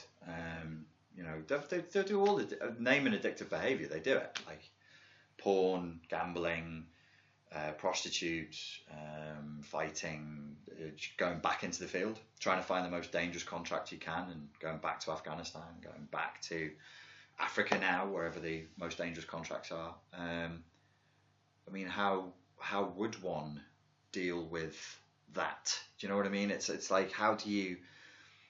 The thing is, for these guys, I do see it as a story problem. It's a narrative problem. As we mentioned before on the podcasts, World War II, we were fighting to defend our allies from the men in black hats with skulls on them who wanted to murder everybody. It was real simple. Yeah. And this is not that. These guys know that they're, he's extremely bitter about all of his military duties. Yeah. Northern Ireland, he believes is just a training ground. He said that we could have resolved Northern Ireland in no time at all. He believes that Northern Ireland, we deliberately contrived it to be as long-lasting a mess as we could to keep the British Army in a holding pattern, because they had all these trained lads. They needed to keep their budget, and it was kind of like a contrived. Obviously, there were genuine issues there, but he said we knew who everyone was. Everyone in the all the Republicans, pretty much, but they didn't. They just kind of played with their food, if you know what I mean. They didn't go in and go, right, this is done. They didn't pull out and go, okay, sort out a peace process. They just kind of stayed in there and aggravated it enough for there to be action. So Northern Ireland believes total waste of time. Bosnia, you know, they went in. They were with the UN, so they were in blue berets. Yeah, but there's a specific rules with war, then, isn't there? Just observe. Yeah. They were told to observe. If somebody fired at you, you could fire back. But if nobody fired at you or your comrades, you could do nothing. Yeah. Which is why you have these horrible cases. One of them is still being tried now in The Hague, I think, of the Dutch soldiers who watched Serbian militants kill Bosnian civilians at a checkpoint. They had a refugee camp, sorry, not a checkpoint, but they didn't have room for any more refugees. So the refugees who were outside the camp, camping, saying, please let us in and please give us some fucking food, the Serbs just came along, didn't even use guns, they were using knives. They were just slashing people's throats. Yeah. And the Dutch soldiers did nothing, but they obeyed the law. That was what they were trained to do. And everybody's like, they're fucking cowards, they're monsters, this and that. Right. It'd be more difficult to not do anything. Well, no, I think what would actually happen in reality is you would shit yourself. There wasn't enough of them, and you know, we're all fucking brave in hindsight in a nice warm room right here, but you go to fucking Bosnia, to that situation, nobody knew what the hell was going on. I spoke to Paul, we'll call him Paul. He's telling me about firefights, and I said, who are you killing? He said, I don't know. Well, were they Serbs or Croats or Bosnians? He said, I don't know. They don't know. That guy who tried to kill him, he does not know who that was. And I said, but you found his body the next day. He's like, well, they're wearing camo. There's no they didn't have badges on. Well, They're all white. Yeah. They're all just white dudes. You don't find out until after. Yeah, no, but I've been on a stag do, and one of my friends has reared up in the middle of the night and started screaming, get down, get down, get down, get down. But as he was released from the army, he passed every psychological test, and he's completely fine. You know, he'll say to you, I don't feel sad, I don't feel depressed, but when I dream, it's some fucked up things happen every now and again. So that's like a light PTSD. No, I would say it's just straightforward PTSD. Right. So it's just straightforward. So why doesn't it affect his day to day? I don't know on face value as a psychologist that I don't believe what my clients tell me ever. All right, okay. So I would have to sit down with them and go, do you ever find yourself doing this, and this? Do you ever get intrusive thoughts? Are you obsessive? Do you obsessively clean your car? Do you, I'd be looking for signs of anxiety. I'd be looking for signs of depression. You can be extremely anxious and extremely depressed and not know it. Right. If you're not emotionally literate and you don't process it that way and you don't go, oh, this is depression, you might not know. Right. So, no, he just has straightforward PTSD. Right. Waking up in the night screaming just says everything's been shoved down into the unconscious. And that's where it comes up. So, are there any, I've not read one, has there been any cases of anyone being cured? Or cured to a point where they're leading the life they would have lived if they hadn't? You haven't caught PTSD, have you? Well, PTSD is it's a response, really. Some people want to change it, so it's not post-traumatic stress disorder, like a personality disorder, which is considered to be fairly permanent, pervasive, and personal. But post-traumatic stress response, PTSR, is probably what we should be calling it. Yeah. And the correct verb would be learnt. Right. Okay. It's actually not something you catch; it's something you learn, and it's learned. Again, because of survival and the fact that the human entity doesn't function in a linear fashion. It just kind of makes do with whatever is there. And, the other thing that is worth remembering is the human entity at its survival levels doesn't give a shit whether you're happy or not, doesn't give a shit whether you're depressed or not. It just wants you to stay alive long enough to reproduce. And then, it's like that. It's very brutal. It's very, very harsh. Have there been cases of people being cured, quote unquote? Yeah, the research I've read has said yes. To the point where they would go to living a normal life as though nothing had ever happened to them? I don't think so. I mean, at the very least, you're experiencing a huge awakening. So, like, for him, watching the news, he knows the extent of the lies. He knows how badly the government will lie. He knows the terrible thing that will be done. He knows that he went into Iraq. There's no weapons of mass destruction. He knows Afghanistan is about heroin and about gas pipelines, not about fucking, what was it supposed to be? Because Saddam Hussein was hiding there. No, the other mass Muslim bogeyman, Bin Laden was hiding there with Saddam, his lover, in his pocket. To him it's a laugh. He just finds the stories ridiculous. So there's a kind of post-traumatic embitterment there, and a lot of your soldiers end up becoming what we would dismissively call conspiracy theorists. And what I would say actually what it is, they can see exactly what's going on. They know the truth. Yeah. He was telling me about Gulf War syndrome. Just a quick segue, and then we'll move on. I said, Gulf War syndrome, that's because you were exposed to depleted uranium. There's a chance he might be infertile because he was in the Gulf War. And he said, no, that's not Gulf War syndrome. I said, well, I was told that was Gulf. No, he said, no. Gulf War syndrome is a response of the soldiers to all the medical experiments that our government did on the soldiers. It's in response to the injections we were given to combat sarin, to combat nerve agents, to combat mustard gas. Right, okay. That's Gulf War syndrome. The depleted uranium, he said, that's a sideline thing. Yeah, it can kill you. It can give you cancer. But he said the majority of Gulf War syndrome is a response to this. And I said, well, what is it? He said, it's nothing. He said, if you go to a doctor, you tell them what your military history was, and you have symptoms that the doctor can't explain, they refer you to an MOD doctor. So that our doctors are not told, here are the 10 symptoms of Gulf War syndrome. Yeah. They just go, here's an ex-soldier showing up with fucking weird symptoms that we can't explain. Straight to the MOD. Go straight to the Ministry of Defence. It's really creepy. So how's he supposed to just sit there and pay his taxes and watch EastEnders and eat fish and chips? And do you know what I mean? It's not going to happen, is it? Not without some issues, not without some problems, And I this is a conversation I had with a few guys in America, because in California there's a lot of military camps. When you're out drinking, you do meet. There's a lot of Marines around San Diego and that, and a lot of them are ex-Iraq, ex-Afghan serving soldiers who then become Uber drivers or Lyft drivers. Yeah. And consistently, I was saying, like, do you know why you were there? Nobody fucking has. Nobody knows why they were there. No. Nobody can say to me, we were there because, or they can say, well, we were told we were there because. That, I think, hugely contributes to PTSD. Yeah. To watch your friends die, to go through horrendous experiences for a good reason. Like, if we don't do this, the guys in the black hats taking over and the world's going to be awful.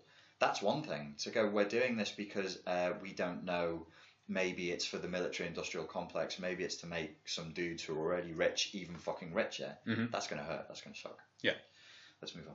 Oh, so I was going to say, well, I'm quite interested. Do you think, what's a psychiatrist's point on sort of a PTSD or something similar? Would they believe it's something physiological? Well, I'd be interested. I'm always interested in that, to see how much you can push down to the psychology and how much you can put to the physiology. Psychiatrists have a tremendous, depending on who they're working for and what country it's in, as far as I'm aware, they have a tremendous amount of discretion as to how they handle their patients. I mean, they have a lot of power. Yeah. A psychiatrist is a doctor plus another 4 years of training. They're full medical doctors in terms of training, not in terms of experience, obviously. And they have a lot of power and a lot of discretion, as far as I'm aware. So psychiatrist A might handle something completely, the same client, completely differently to psychiatrist B. Not every psychiatrist out there is trying to just shove drugs down people's throats. Kind of feels like that's what we're being fed, though, doesn't it? That's the narrative. Well, and it's not, there's a prejudicial narrative, but it's, like any stereotype, it's not based on nothing. I mean, it's pretty dark. Psychiatry is a pretty dark institution. Yeah. That is not massively about healing, but there are good psychiatrists. There are good people working in that field. So the psychiatric point of view would probably be, yes, this is an issue with the hormonal system, with the survival system. It's an issue in the brain.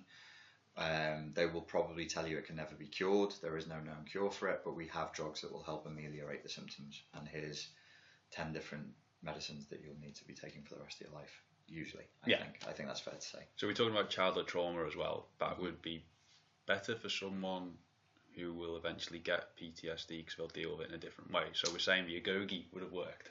No, I don't think that childhood trauma would be good for somebody with PTSD. I think it will make your PTSD worse. Right, okay. So if you have CPTSD from childhood trauma, my personal suspicion is when you have soldiers with PTSD, combat vets with PTSD who they don't heal and they're sat right next to their comrades going through the same psychotherapeutic process, same counselling process, the MOD calls them malingerers. I think that what's happening is they have childhood issues, CPTSD from childhood that then has been inflamed through their experience of PTSD. Okay, so I don't think the agoge. I think we have to be very, very careful and not to venerate the Spartan. No, I'm not. I'm just saying. I was saying that as a point with that work. The only thing that's good about the agoge is it creates violent little psychopaths, which is what the Spartans were. They were savage warriors, but you wouldn't want to fucking hang out with them. No, I'm saying that. I'm saying that does it make it more tolerable for someone? I don't think so. I think many of them would think it is. Yeah. Many a psychopath may go into a war zone thinking that they're not going to be affected by it, only to find out afterwards, to their horror, that they are just as vulnerable as anybody else. Which is quite interesting. It is. I've known a psychopath who was RAF regiment, who was diagnosed multiple times as full-blown antisocial personality disorder, and he told me that. He spoke very openly to me, not in an open forum, on the phone, about the fact that he thought he was going to be fine because he had no problem killing people and he was very proud of killing people. And then when he came back to Civvy Street, when he came back to the real world, that's when things started to fall apart for him, and he was devastated to see such weakness in himself. Because I'm interested. I mean, we might have been lied to as well, but I'm interested to, and it goes hand in hand with your narrative idea that World War II there's been a lot less suicides, but after Vietnam and after Iraq and after Afghanistan, there's been a huge level of suicides afterwards. Yeah. These are not, to use slightly corny language, they're not righteous endeavours. They're not righteous wars. It's not an honourable war. And these things were not necessary. World War II, it was necessary. We were desperate. We're absolutely fucking desperate. We had to fight. We really, really didn't want to.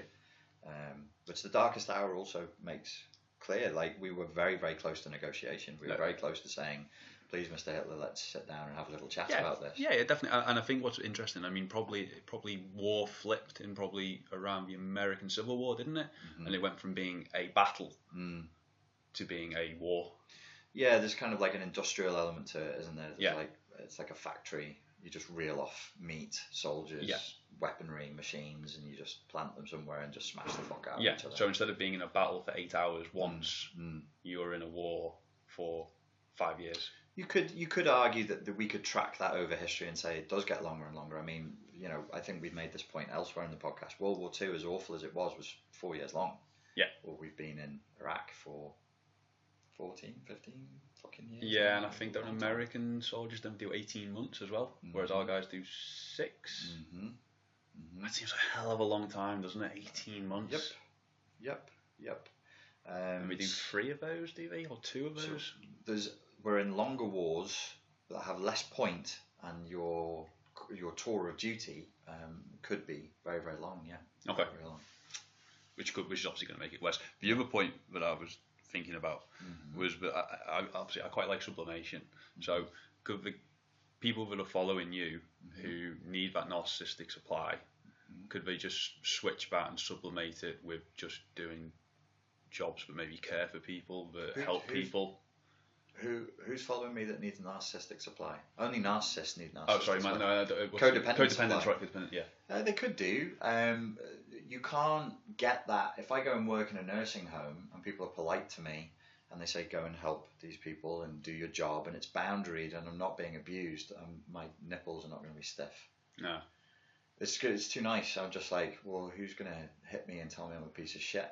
And if you work in a bad nursing home, yeah, you'll get that. Yeah. Run by a narcissistic boss. But if everybody's respectful and doing their job, you're not going to get the codependence applied. So they need that narrative bit at the start. We need abuse. I mean, we're trained for abuse. We're trained to be slaves, and not slaves to kindly, gentle philosopher king Roman masters who are like, you're a slave, but you're still a human. No, like bad dudes. Like that's what we're entrained to, and that's what we need. We need bad dudes and bad dudettes to attach to. It's pretty complicated. There's a lot more to it than that. There's also, yeah. I mean, you couldn't just sublimate that dopamine hit though with something else. I'm sure people try to. I'm sure, like, even in... So you'll get people who, they're victims of narcissistic abuse in the family of origin, let's say, and then they go out and then let's say it's a woman, she marries a extremely narcissistic man who's abusive to her, and then she goes and works in an office, and lo and behold, she manages to find the worst office in the whole of fucking her hometown, and then has a narcissistically abusive female boss, and is bullied by her line manager, and everybody is bullying her. That's quite common. So is it sublimation? I don't know. I don't know whether it's or if it's just a pattern that we seek until the cycle is broken. The cycle of codependency is broken. How do we break this? How do we break the cycle then? If that's just what we're searching out constantly. It's hard. It's possible. I think I've done it. I think I've done it myself. I mean, you're talking about primal attachment. So it's the way you do love and the way you do human interaction from childhood to now, that needs to be changed. So it needs to be a case of saying you need internal boundaries that say, okay, there's a standard of behavior I will and will not put up with. There are things that I do and do not want. And you do need to kind of go through a sort of painful process of awakening and initiation to wake up to what a fucking mess you are, and to healing that and to forgiving that in yourself and to moving past the trauma to a place where you go, you know what, I'm a decent person, I don't want to be abused, I don't want to be neglected, I don't want to be mistreated, I want to be treated well and I want to treat other people well, and I'm going to let go of this addiction to being abused and enslaved. But it's not easy, but it's possible. So the whole way that you then attach with humans thereafter is then different. It's on a different level. Okay. Yeah, and it's uncomfortable for us as codependents to interact equally horizontally at first is quite uncomfortable. To not be abused is uncomfortable. Makes you want to. Yeah, a little bit. You want the jackboot on the face. Usually more so in situations of love and very intense intimacy. You kind of desire the jackboot on the face. But then, you know, I mean, for me personally, I've found, you know, in more recent years, that is not something that I'm comfortable with. That it becomes something that I actually just started actively fighting against, as you know. Yes, true. And even to the point of like violently fighting against it, not in the sense of physical violence, but to the point where I'd rather just you know, just destroy everything. Just go, right, fuck it, fuck the whole thing, burn the house to the ground. Not literally. You know, whatever it costs, no matter how painful it is, I'm not fucking doing this anymore. And then moving past that. Those of us who are trained into that from childhood, that's probably what we need, is a level of violence to punch through and to break the pattern that we've been so used to for an entire lifetime. But it is possible. It is possible. And then just normal, loving interaction with somebody who's more on a level with you feels good. It's nice. So that's what they're all aiming for. That's what they're all aiming for. And if I'm doing my job properly, that's where I'll take them. Was that your questions about that? Yeah, no, I just wasn't sure if we could just, you know, if it was as simple as them going, bollocks to it, I don't really like you anymore. You're not really asking me any questions. You're just doing what you want to do all the fucking time. And you're telling me I'm wrong all the time. Yeah. That's which I can't understand why anyone would put up with that. It baffles me. It's really, I tell you, like, I mean, I look back at stuff that I've put up with and I'm going, I must be, I mean, my only explanation is to honestly look at myself and go, no, this is mental illness. I mean, I was mentally ill. Yeah. Because I would let somebody curse me out, spit on me, like with my last relationship, I look at it and I'm like, this girl was trying to gut me and take my guts out and stuff me with something artificial that she'd chosen. She wanted me to be like a Ken doll version of myself to fit in with her weird. She wanted like a dead toy doll at the dinner table that occasionally made her chuckle. To fit in with her view of what a perfect Swedish family would look like. Like she wanted the IKEA dad, and I'm like, what? You know, you also, and I looked at that and I went along with it for a while, and I'm like, well, that clearly indicates that I have serious issues, and I must be, you know, in the most compassionate, gentle sense, mentally ill to have tolerated that. But then I look at it from her side, and I'm like, but what the hell are you playing at? If this is your intent, why the fuck did you choose me? So she also was looking for conflict because she didn't choose you. Like if you wanted an IKEA cardboard cutout perfect daddy husband, you don't pick me, do you? You pick somebody who already wants that. So I disagree. I wouldn't say why would you not pick you. It doesn't make any difference who it is, does it? What? Because I'm not that. I don't want that. I don't want that at all. I mean, that's the opposite of who I am. Yeah. She wanted me to change my clothes. She hated the fact I wore hoodies and skull t-shirts. She's like, you need to fucking grow up. And I'm like, yeah, well, maybe you need to fucking find somebody else, you bitch. But that took you 5 years to say it. Yeah. 3.5. No, but I was going to say that's one of the things that worries me about having children yet, because I mean, if you look at myself now, I know that I'd say I couldn't have a child yet because I'd definitely resent it. Yeah. But I think that's quite healthy. Do you? Yeah. Yeah. I think. I know I'm not ready to. Yeah, no. To say that you're not ready is healthy, and too many people have children and then resent having their children. So yeah, if you know that you would resent it, just don't do it. Yeah, exactly. And don't be railroaded into doing something because it seems to be what the rest of the tribe is doing just for the sake of it. That's what I see people doing all the time. Of course, because people are weak. But just don't do what you don't want to do. And don't be horrible to anyone. It's really, really hard to not do what you don't want to do. And for some people, it's very, very hard. It's hard for them to not be horrible.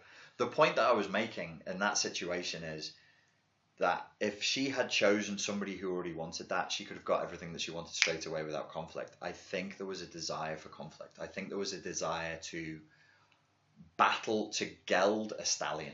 And in that scenario, I'm the stallion. Yeah, but I've been thinking about this for the last, I think, 6 months or so. And it just boils down to me thinking it must be really, really, really dull. To what? To have to think. Because there's a lot of people that, there's this obsession with, I'm doing air quotes, drama. And they mix drama up with, conflating drama and passion. Mm-hmm. A passion can be playing chess. A passion can be loving a Birko ham. Yeah. Is dedicating your life to having a Birko ham shop. Certainly your fucking passion. It is my fucking passion. I fucking love it. But you know what I mean? It doesn't mean that you're a shouting, aggressive. Passion doesn't mean you're a shouting, aggressive, horrible people. And I've seen people on TV do it all the time. And it's creeping into fictional media that to be passionate is to have an aggressive, shouty, not agreeing about anything relationship. How boring must that be to know you're gonna have to go in every single fucking day and have another argument? I didn't find it boring. I found it aggravating and exhausting. Yeah. That you know, to be very blunt about it, isn't a question of personality disorder and isn't even a mental health issue. You're just a fucking child. It's just a pure. I think 80% of my problems in previous relationships is actually just emotional immaturity. Just people who haven't fucking grown the fuck up, including me. So I'm emotionally immature for sticking around and putting up with that, and that person is an infant for trying to do that. Like, it's just not. Adults don't do that. You know, we're talking about, you know, if you're 28, 29, 30 years old, you shouldn't really be acting that way. You shouldn't be making those demands on somebody. And there is something infantile and childish and egotistical in going, I want a man who is, like, to incorrectly coin the term alpha male, and I'm going to be the one who changes him. I'm going to be the one who domesticates him. So grow up. Just you know, don't get with somebody to change them. That's pitifully immature. Yeah. Don't get with somebody to then henpeck them and criticize them to the point where, you know, okay, so I was really into the gym, I'm really into this music, this is how I want to live my life, this is what I'm doing, and you just go through the list of who I am. I'm going to break that, I'm going to break that, and then once I've broken that, I see this thing, I'm going to make him do the opposite of this thing. Like, grow the fuck up. Just get with that to begin with. Yeah. You know, I do think, I don't think that's a boy goal thing either. I think that people want too much. Their expectations are ridiculously too high. Yeah, I agree. And I think there's definitely a conflation with passionate and just being a dick. Yeah. Which is a real shame. It's a real shame because it's such a waste of time. It's such a huge waste of time. And it really isn't. I mean, being obnoxious and aggressive and shouting, confrontational, critical, humiliating, shaming your partner, that's not sexy. That's not passion. All that's going to do is create resentment. And once any relationship counselor will tell you, once resentment has crept into the relationship, well, the first thing that's going to happen is you're going to stop fucking. And then once you've got resentment and no fucking, you've got two people who just happen to live under the same roof and share some bills. But aren't even mates. And not even fucking friends, because they fundamentally don't like each other. Yeah. Which is what I lived. As you saw. Fucking hell, Rick. I know. And everybody, all my family and friends are going, and why are you two still together? No, we weren't, though, to be fair. It was complete opposite. In the last phase, as people were saying. Yeah. When our eyes were dark, cold, burning hatred. But she didn't show that at all. Fuck me. Hyper intelligent. Yeah. You know, fucking, like, that's an all different level of wearing masks.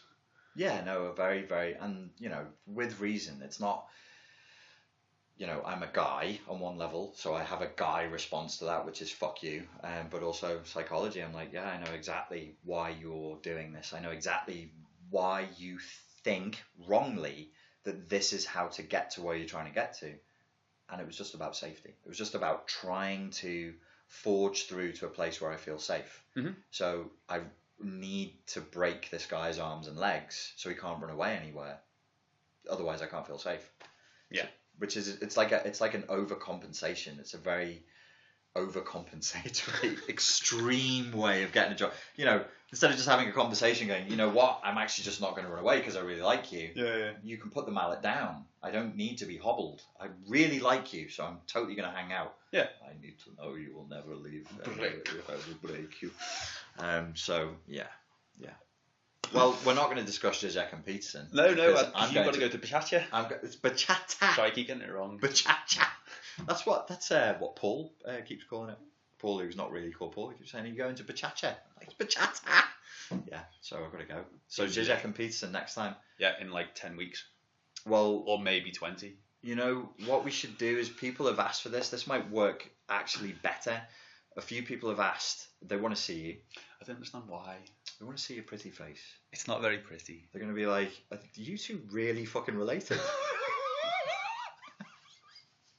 I didn't know that you had Greek in your family. Who's this Turkish fella? Every time I'm in Turkey, because my wife's parents live in Turkey now, so we spend like 2 weeks there in the summer. By the end, I always let my stubble grow for 2 weeks. Or a bit of a beard. And then I go get one of those cutthroat. A wet shave. Because it's amazing. Yeah. Like, it's the only time I shave and my skin feels alright. Yeah. But every time I go in, everyone just starts speaking Turkish to me. I go for a coffee, they speak Turkish to me, and I'm going. Yeah. And I don't want to be not polite and go, I don't really know what to do. I end up in this sort of, you ever got caught in a hug handshake? Yeah. It's like that for an hour. You freeze. You go into a holding pattern. Please hold. You're going to have to learn the Turkish for "I'm sorry, I'm not Turkish." Or you just say it like, "Hey, I don't know, I'm not from here." I do my thing where I go, I'm sorry, I'm not Turkish. Forgive me for not being Turkish." Yeah. So what we'll do is, when I'm away, is we'll do it on Zoom. And what is Zoom? It's like Skype, but it's better. It's more stable. It's easier to record, and then they can see both of our faces. Sound. You need a decent laptop and you need to buy a decent mic. But other than that, I do have a decent laptop. This is probably a conversation we can have when the podcast is over. Well, True. We just go into a conversation. What are you doing now? I'm going to drive down here and pick up some shopping and that. Right, folks. Yeah, exactly. Thank you very much for your time and your attention. I have been Richard Grannon. Oh, wait, did you want to give him a... Oh, no. Sorry, no, keep going. Well, what do I want to give him? What? No, because if I say it, I might be completely wrong and he might get slightly grumpy. Go on, you've got to do it now. No. We're all wondering.